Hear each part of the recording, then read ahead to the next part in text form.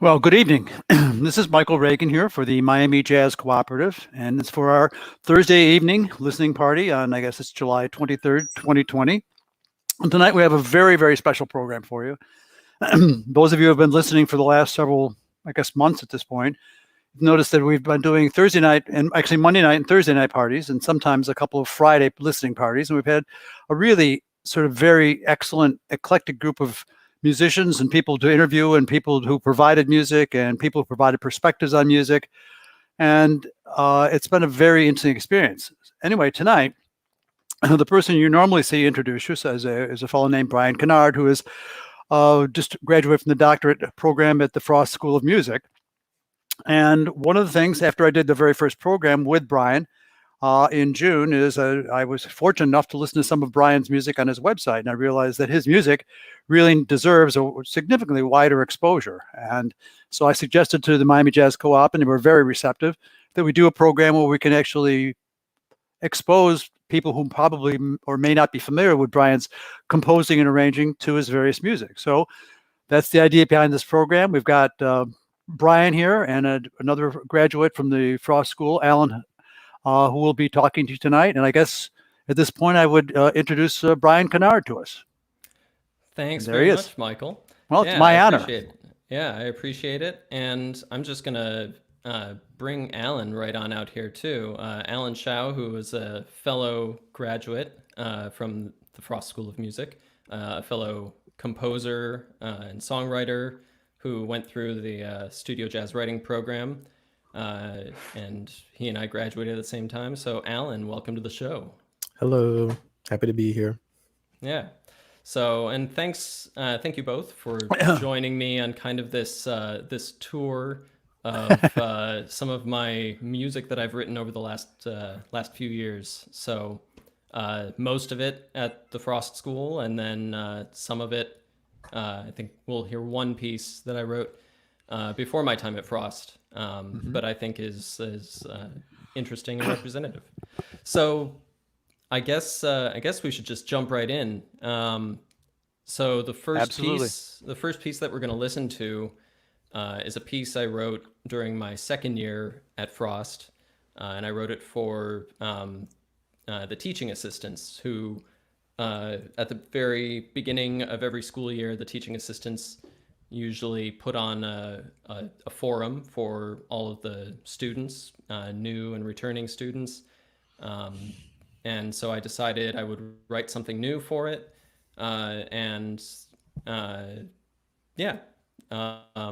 So we're gonna dive right in to kind of a modal excursion, and this is my composition, "Close Enough to Far Away," which, if I can just talk about the title for a moment, I was driving in a parking lot with my wife, and I have a tendency to park sometimes far away from the entrance of a store. And she said, "You're kind of far away," and I said, close enough. So this is close enough to far away. It's great.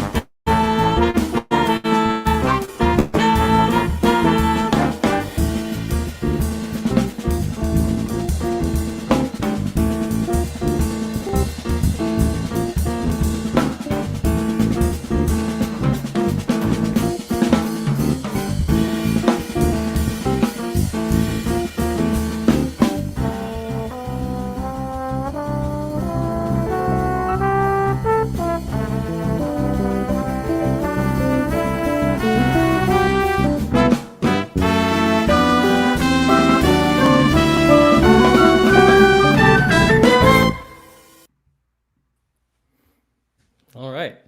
Start off with a little That's bit great of stuff. energy. So, yeah, Sure, thanks. it's great stuff.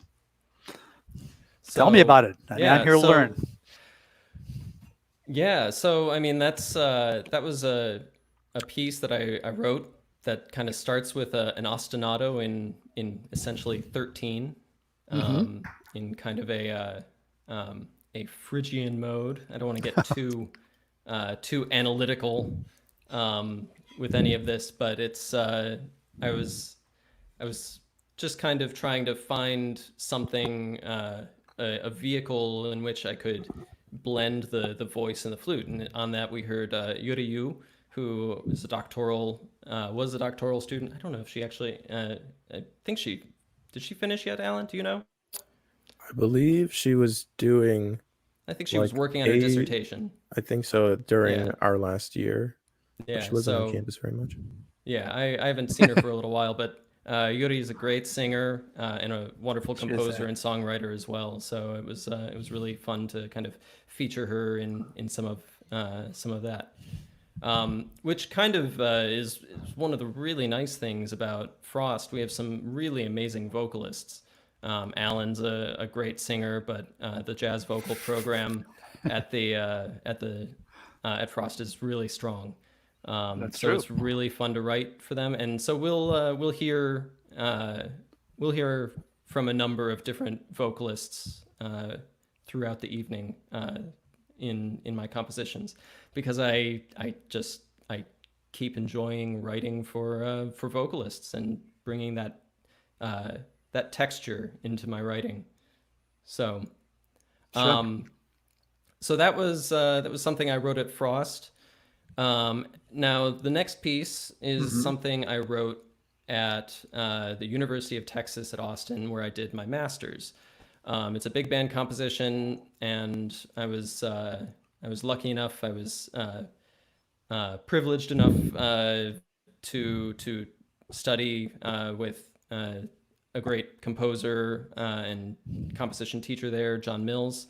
Hmm. And my time at UT really kind of allowed me to just create freely, writing a whole bunch of different kinds of music, taking risks, and kind of just coming into my own. So this piece that we're going to listen to is one of the pieces where I started to feel like I was really starting to move in a certain direction, like I was starting to find my voice. Hmm. So so yeah, this is a piece called Sky Island, Hmm. which is a reference to these lone mountains that aren't part of a mountain range Hmm. out in the southwest United States. So you just, as you're driving through New Mexico or Arizona, you see these lone mountains kind of off in the distance, and so those are sky islands. Sure. So this is a big band chart. One of the things that I wanted to try and do with this was find a way to get bass flute to work in a big band chart. So yeah. So here's Sky Island. Great.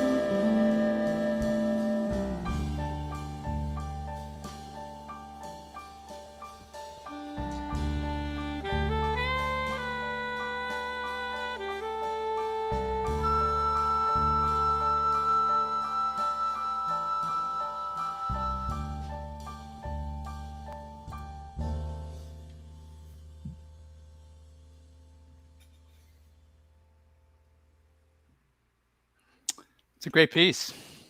Thank you. Yeah, that was a fun one to write. Yeah. And it's a good band too. They sounded. I mean, you all sounded great. That's Yeah, well, and the fun thing with that experience at UT was that the summer after I wrote that piece, the UT Jazz Orchestra went to Europe, and we played at the Montreux Jazz Festival really in Switzerland, and we played at the North Sea Jazz Festival in the Netherlands, and played a show in Paris as well. So we did this little European tour, and that was one of the pieces we took on the tour. So it was nice to kind of give that kind of an international kind of showcase. it's phenomenal. I had a question, Brian. Yeah, it was fun. It was especially fun to work that piece over and over again. Yeah. Sure. Go ahead, Yeah. Alan. Alan, please. Your stuff, like, especially like that piece to me, pretty like orchestrally oriented, I think, and definitely like episodic kind of in how it's put together. So I'm just like, how much of your inspiration, or like, were you going back to the Sky Island, I guess, tying into the piece? Did you actually go to the Sky Island thing? I didn't actually go to any of the mountains. It was just really seeing them from a distance and kind of admiring them. So in that aspect, I was kind of trying to paint this picture of almost a musical island. So starting with this arc up, ramping up, and then ramping back down.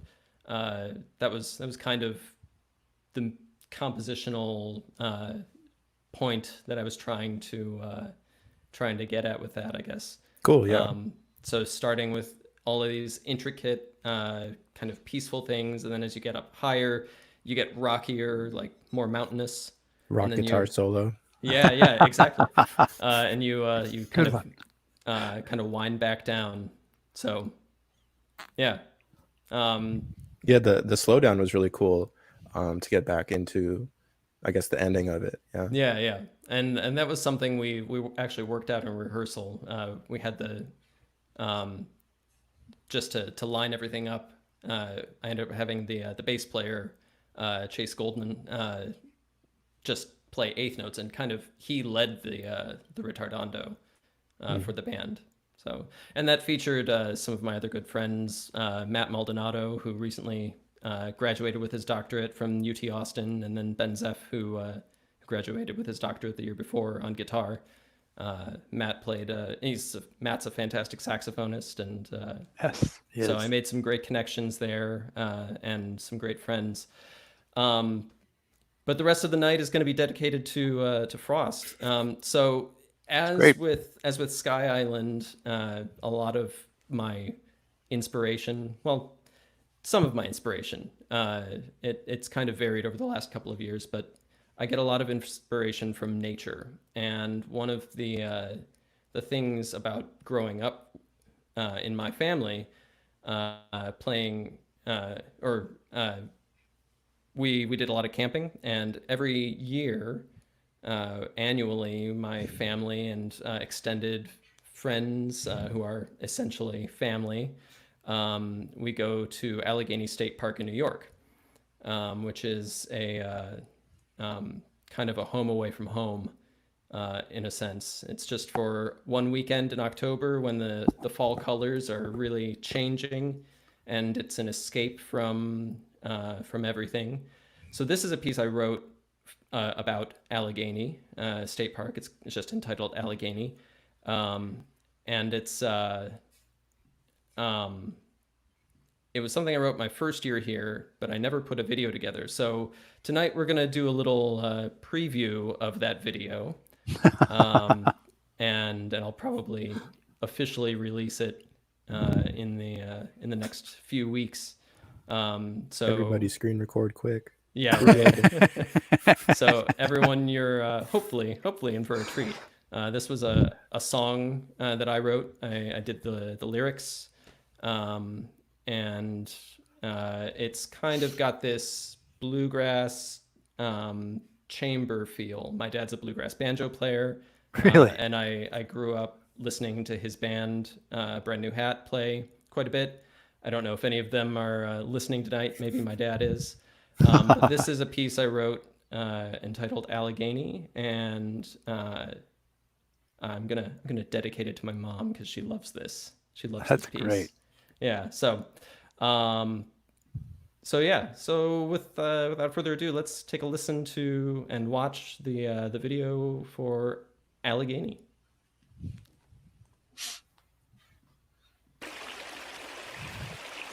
Oh.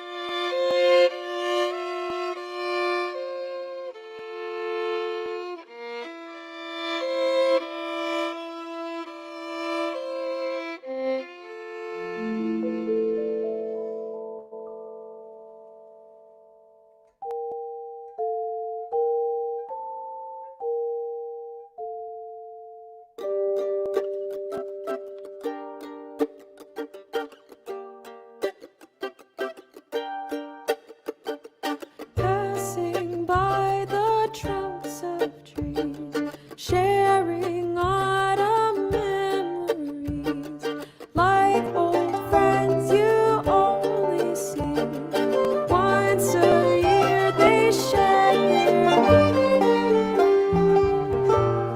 He gets up and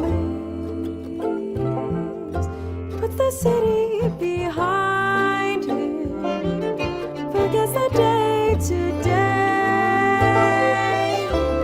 Tomorrow he'll wake up in the woods and smell the fires that brought him out of hell. A weekend under nature's spell to break from normal and rebel. The bells are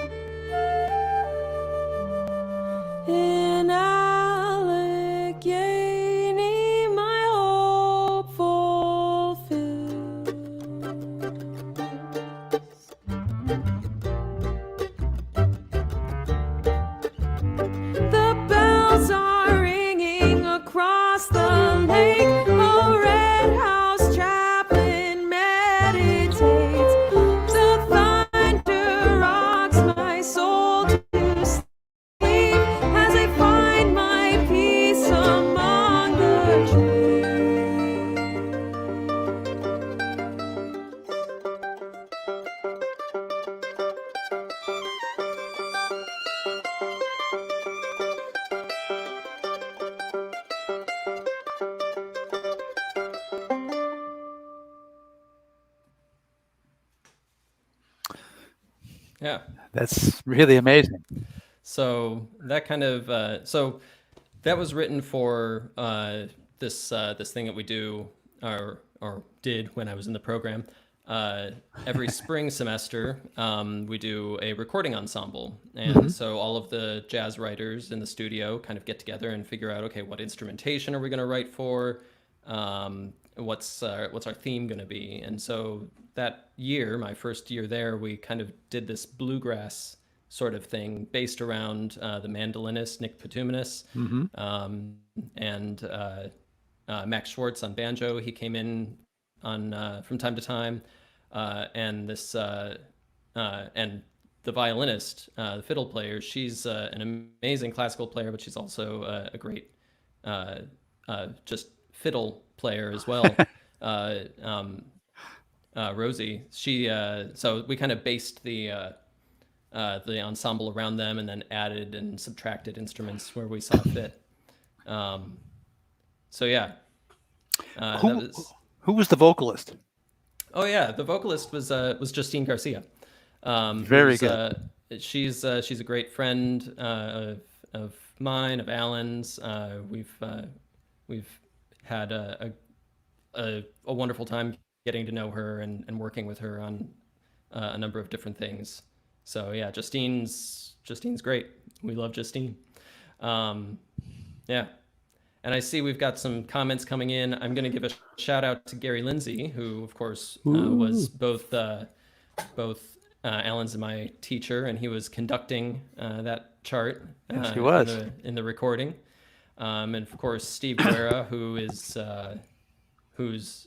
watching, listening as well, who is coming in as the new head of jazz composition, studio jazz writing at Frost. Some other great friends on who I see are listening. Don Garcia from Austin, Eli. Looks like my wife's even listening. Huh, go figure. So thank you all for tuning in and listening. So the next piece. Good question. Please. I'm curious. Want to ask, like, what was your lyric writing process for that one? That's a good question. It's a great question. So, and this was a couple of years ago, two and a half years ago now. My lyric writing process, I think I started with writing the lyrics, and then I started hearing kind of a melody on top of those. So yeah, I mean, I'm not a tried and true songwriter. It's not something I do regularly, but I do come from a family of poets. I like to say that we're, especially my dad is a folk poet. He's got a really nice way with words and rhyme scheme and things like that. And so I kind of grew up listening and reading his poems. My grandfather also wrote poems. And so I kind of come out of that kind of, I guess, folk poetry sort of realm. So yeah. You've talked to me about that before. So I was curious if maybe you had approached this first, if you even like maybe wrote it out first as a poem and then kind of like tied the music to it. I think that's basically the approach I took. I think I got either all the lyrics or most of the lyrics done before I started writing the melodies, or I started hearing a melody through one verse and I was like, okay, that's going to be my melody. So I just have to make sure that anything else I write in that verse is going to follow that melodic shape. So, yeah. So, Alan, you're a much better songwriter than I am, but it's fun to dabble in really that kind of realm. I really liked it, dude. So, I haven't heard too much of your lyrics too often, so this was a real treat. I think it was really nicely put together. Absolutely. Yeah.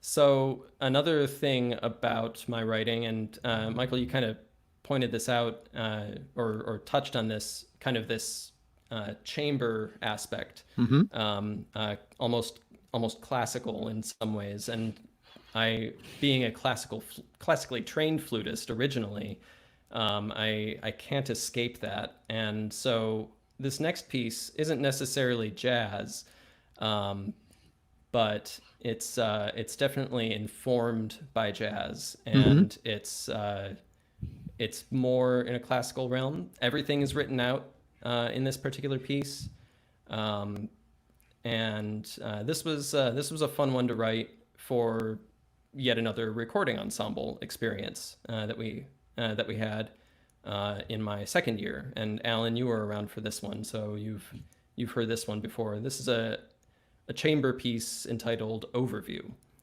and features a woodwind quartet, string quartet, piano, bass, and percussion.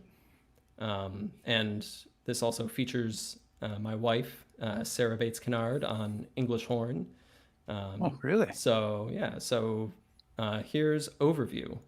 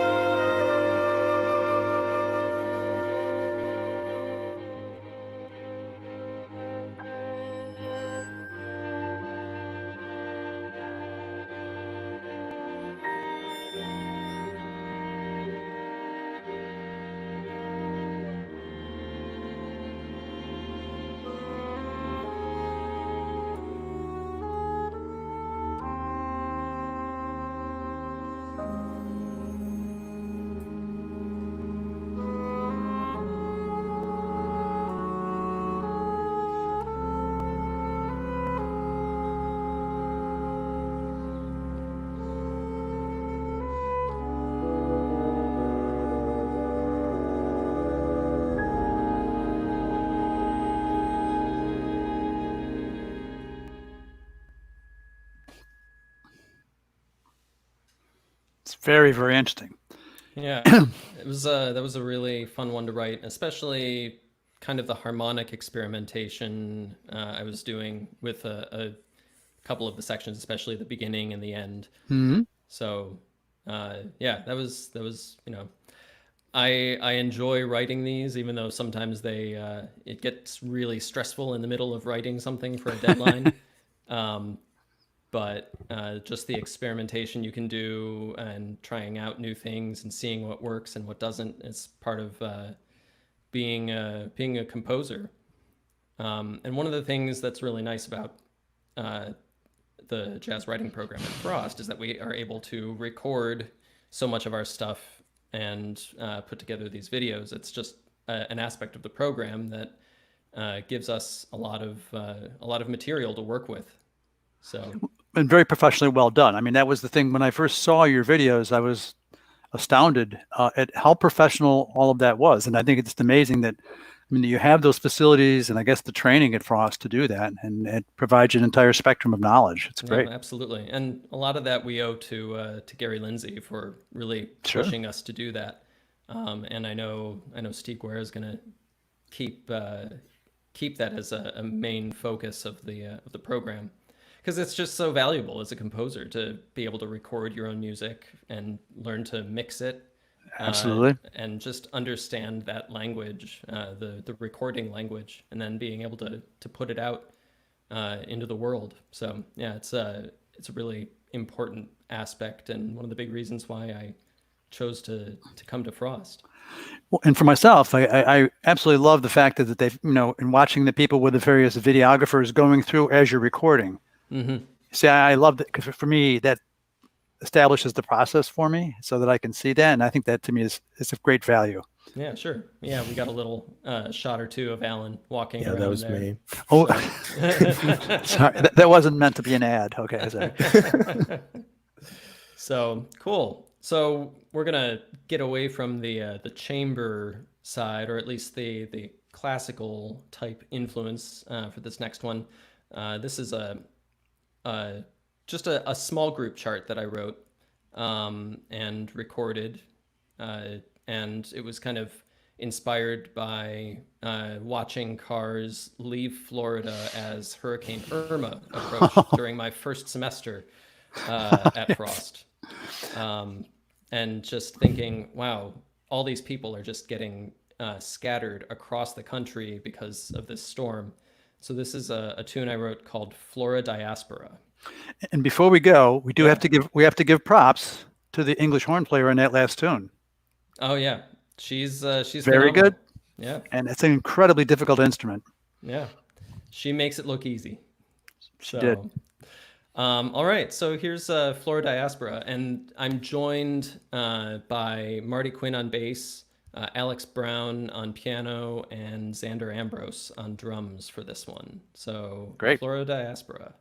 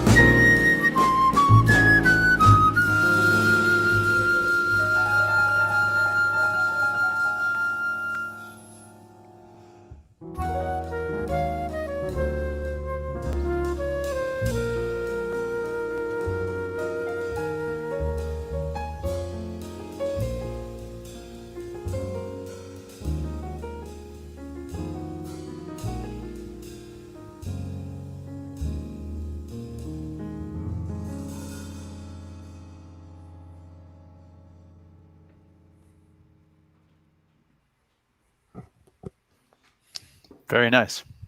Yeah, it was fun to work with those guys. That was of course during my first year, so they were more than happy to help me out as I was figuring out how to record all of that and put it together. And unfortunately, we didn't get a video of it, but the important thing was getting it recorded. Absolutely. It worked. It certainly did. So, Alan, did you have a Yeah, question? just curious. Like, I barely hear like any of your small group stuff ever. So like, how much time do you actually dedicate to writing, I guess, like small group charts? Not a whole lot, but given that the pandemic we're facing right now is probably going to put a lot of large group things on hold for a while, I'm actually looking to write a little bit more small group material. I have a lot that I wrote early on, earlier compositions, but not as much more recent stuff. So I'm looking forward to kind of writing a little bit more lead sheet style, or even just small group arrangements. So just as an exercise, even just to get myself writing again or more frequently. So yeah. Cool. So going from that, we're going to go to a more recent chart. And this is also kind of a preview of the video. This is something I wrote this past year that I ended up performing with the John Diversa Composer Collective, which was a group of 7 of us. And we all basically brought in tunes and had to learn them by ear and work on arrangements together. So this is a tune I wrote called Better Today Than Yesterday. So here we go. Great.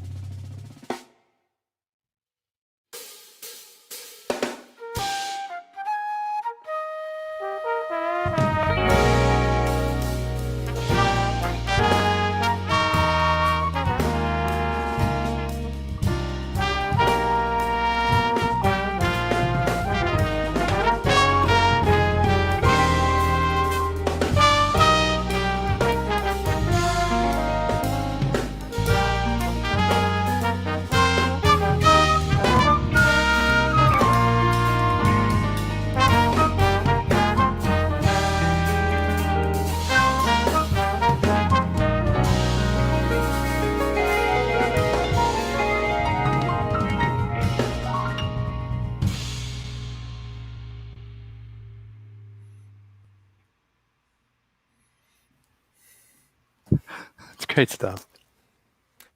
Thank you. Yeah, that was fun, and that started off as a lead sheet and then kind of expanded once we put it in front of the group.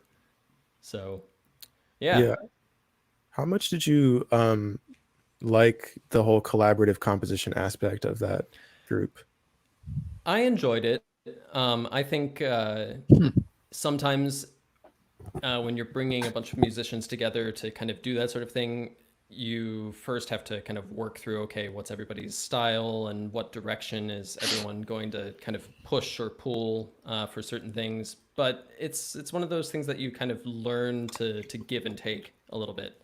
And you throw in an idea that sounds good, people like it, or you throw something in and they're like, no, I don't really feel like going that way. So it's an experience. I think it's pretty valuable to kind of learn how to create together, because I mean that's what you end up doing when you're improvising with a group anyway. You're kind of composing together and trying to figure out what sounds good, where do I go now, that sort of thing. So it's just kind of like improvisation drawn out Right. over time with a little more verbal communication. So yeah. So moving on, let's take a listen to this chart. My first year, we did a studio project where we reimagined the music of Sting.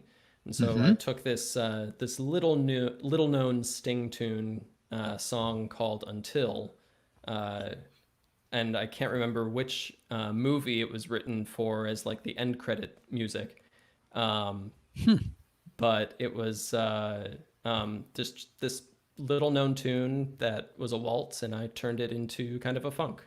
So so this is Sting's "Until."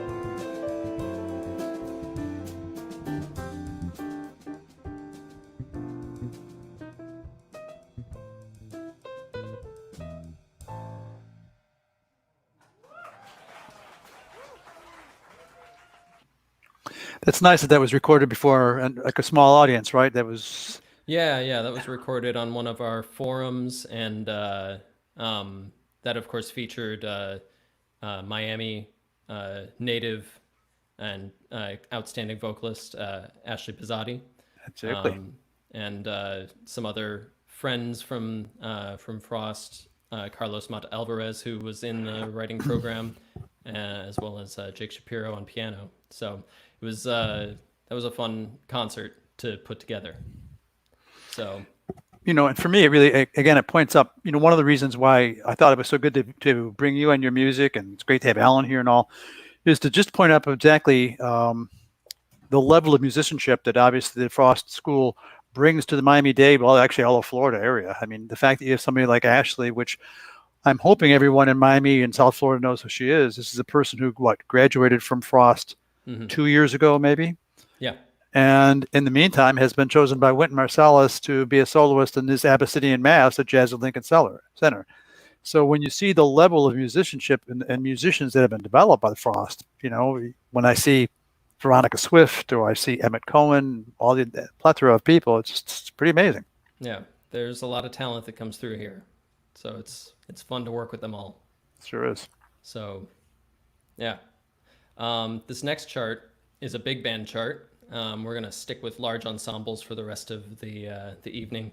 Why not? This is a big band chart I wrote for the studio jazz band. One of the fun things about being a writer at Frost is that we get to write for a lot of ensembles, like SJB, as well as the Henry Mancini Institute Orchestra, which Alan and I both wrote for a lot.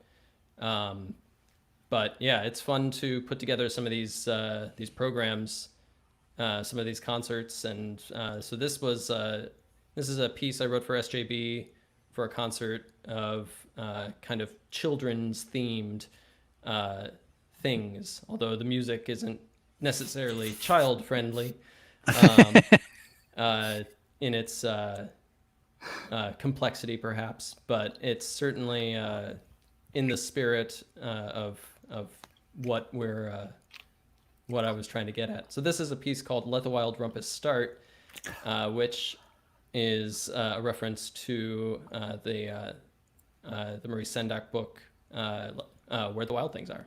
Exactly, it is. So here we go.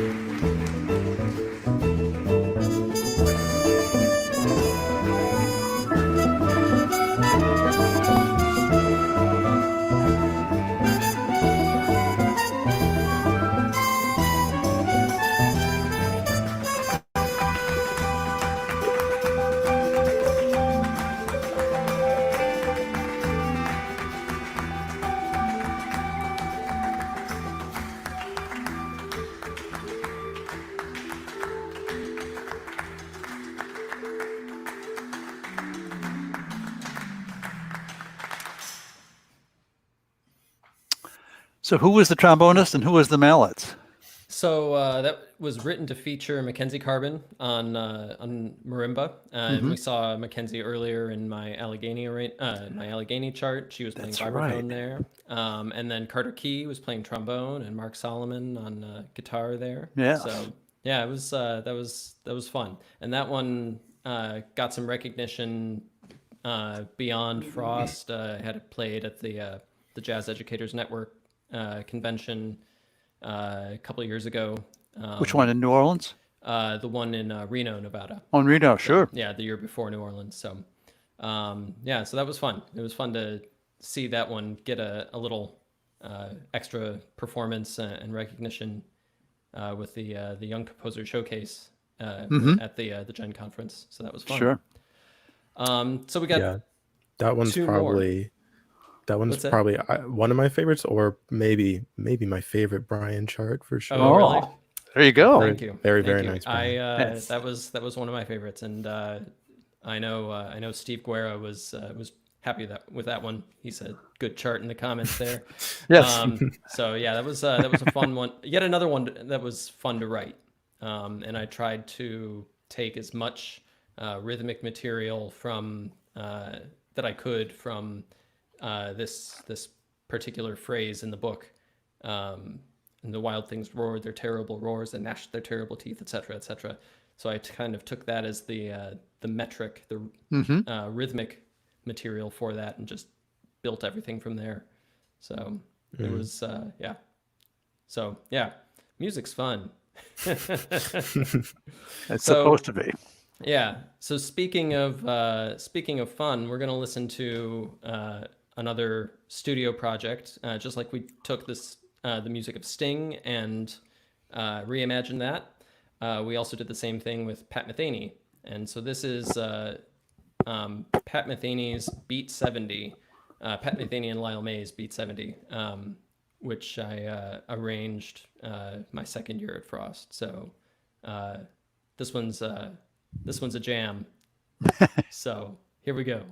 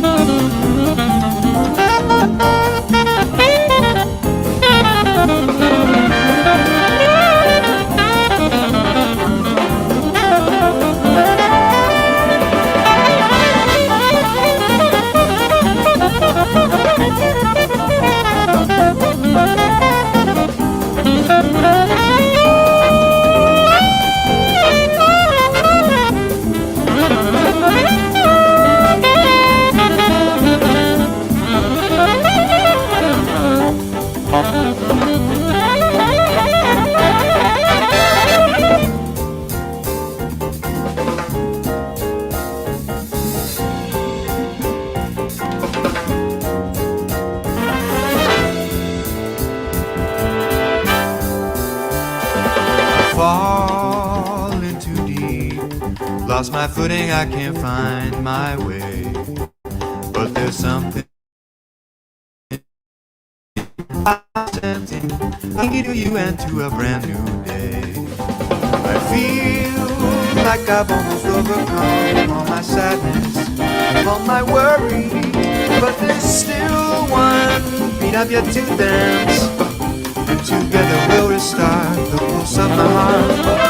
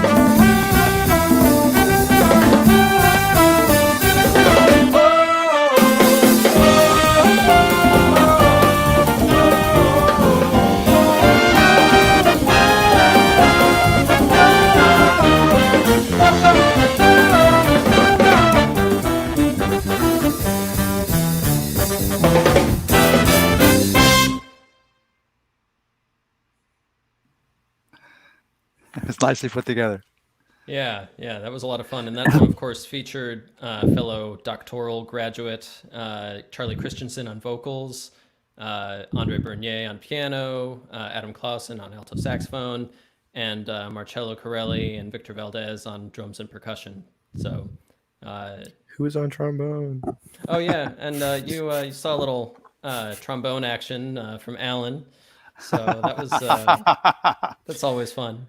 Man, So- that session. That was, I remember. Oh, that was a lot. That was Long a long session. session. We had 5. Were there 5 of us in the studio at that point? Yeah. 5 complicated Pat Metheny charts to get through, and we had to do it in 2 sessions. We recorded percussion, a rhythm section, and such on one night, and then the next night recorded all the horns, and then it took me a year or so before I finally recorded Charlie's vocals on top of that and finally finished it up. So Had to spend all that time chopping up the trombone part, right? yeah, right. That's exactly it. So before we play this last tune, I just thought I would take a moment and just announce the shows coming up next week. Sure. Since I still have that job. So next week on Monday night, Nikki Orta and Wendy Peterson will be joined by Miami saxophonist David Leon and Melinda Rodriguez. So they'll be having a nice conversation. That'll be really fun. And then next Thursday is going to be an all-star party. So on the listening party next week, Brenda Alford will be hosting, and she'll be joined by Cyrus Chestnut, Curtis Lundy, Nicole Yarling, and they're going to be talking about the music of Kevin Mahogany. So it should be really fun. That should be great. Yeah, that should be really great. So if you are able, I highly recommend you check out next Thursday's show. Absolutely. Yeah.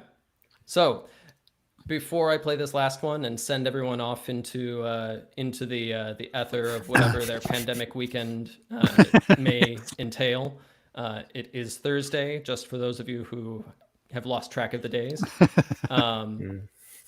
I wanted to thank you guys both. Michael, thanks so much for helping put this opportunity together so I could play some of my music for people. And Alan, thanks for coming on and listening with me and asking some questions and discussing composition with me. Sure. Love the hang. So- You know. Yeah. Well, I wanted to thank you both because, the idea behind all this was that I'm not even sure what the word jazz means anymore. But the fact is, on an evening when we get a chance to hear, the studio jazz band, a woodwind quartet, a string quartet, various different groups, more bass clarinets and different instrumentation and voicings than you'd ever hear. I think it's very important. I think it's very important for our community, our multicultural community, to understand that these things exist and that there's so much great musicianship literally right here at the University of Miami. And I think the idea is that it's important to have people like you and Alan. I mean, you have to have greater exposure. So I think you should put up your website again so people can check you guys out. Alan, do you have a website? Yeah, Oh. absolutely. And Alan, if you would send me your stuff, because I'd like to hear what your stuff is, and we can see if we can somehow get you on next time. Oh, Yeah. And sure, I'd be happy to send stuff. Yeah. And the idea would be is to have to have some sort of a portal by which we can do greater exposure for the students we have, not only for here at the University of Miami at the Frost, but we're going to be doing in a couple of weeks. We're going to be doing a program with Jim Gaze here with the New World School, and because we have some of these great programs here with the high school kids, which are just phenomenally good. There's a lot of talent in Miami. There sure is, and so it's important that we get a chance. And thank you very much. It's been a really great evening. Yeah, absolutely. So, so to close out the night, we're going to listen to a piece of chamber jazz. My dissertation was on chamber jazz, and I studied some music by some composers and arrangers who have mixed classical and jazz instruments together in all sorts of combinations. So this last piece is another studio project we did, and in this one we took poems. We each of the writers found a poem that we liked and then set it to music. And then we had this big chamber jazz ensemble with strings and woodwinds and brass. So this is my composition entitled Mine, which is based on a poem by Lillian Moore, also entitled Mine. And it's kind of a little children's poem that I turned into an earworm at the beginning. So hopefully this melody and song kind of sticks with you as you go into the weekend. It's kind of triumphant, against all odds sort of thing. So once again, thank you all for listening. I really appreciate it. It means a lot to me to have so many of you sticking with us and enjoying this music. I know we're getting late, so this one is a nice short one. And once again, guys, thank you so much. Thank you, Brian. Yeah. So, all right. Bravo. Here's Mine.